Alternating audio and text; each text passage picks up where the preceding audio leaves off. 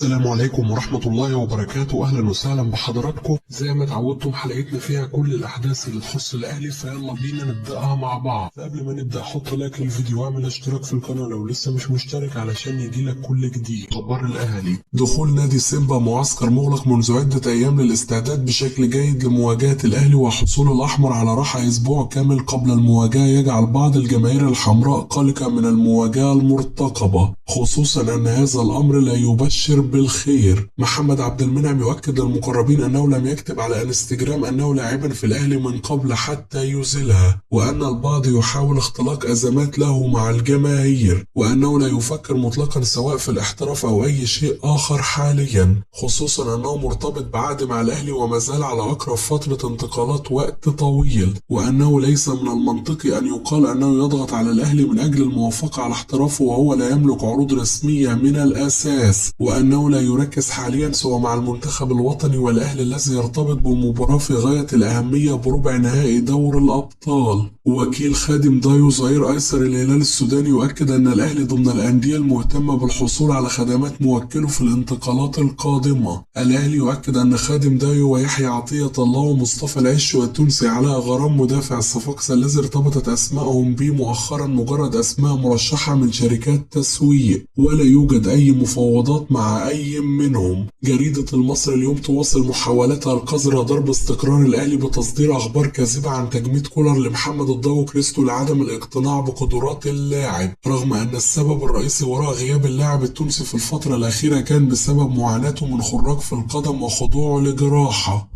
ظهور علي معلول وهو يخوض تدريباته في نادي الصفاقسي التونسي يتسبب في زيادة المزيد من اللغط والإشاعات التي تحوم حول مستقبله. بيرسي تاو يصبح على موعد تسجيل مشاركته رقم 100 بقميص النادي الأهلي في مواجهة سيمبا التنزاني، ويأمل أن يكون سببا في تفوق الفريق الأحمر في هذه المواجهة. الأهلي يستعجل اتحاد الكرة لصرف مكافأة الفوز بكأس مصر والتي تقدر ب950 ألف دولار. الزمالك يستقر على إعادة حسام أشرف المعار إلى نادي بلدية المحلة وهداف الدوري إلى الفريق بنهاية الموسم.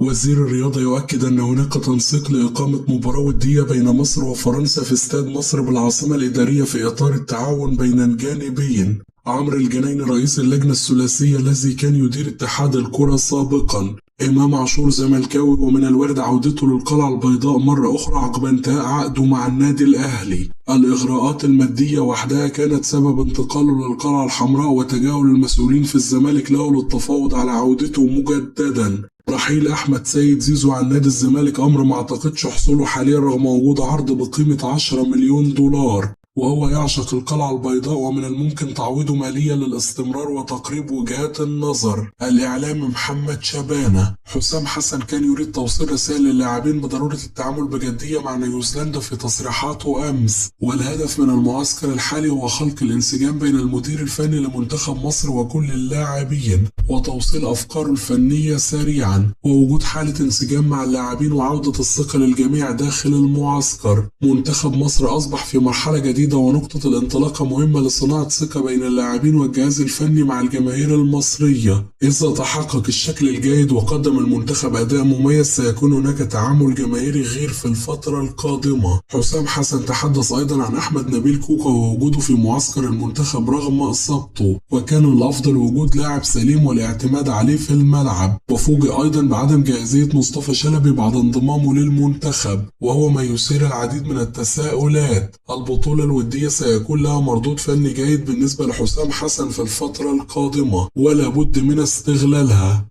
كده تكون انتهت أخبارنا، أشوفكم على خير في حلقة جديدة.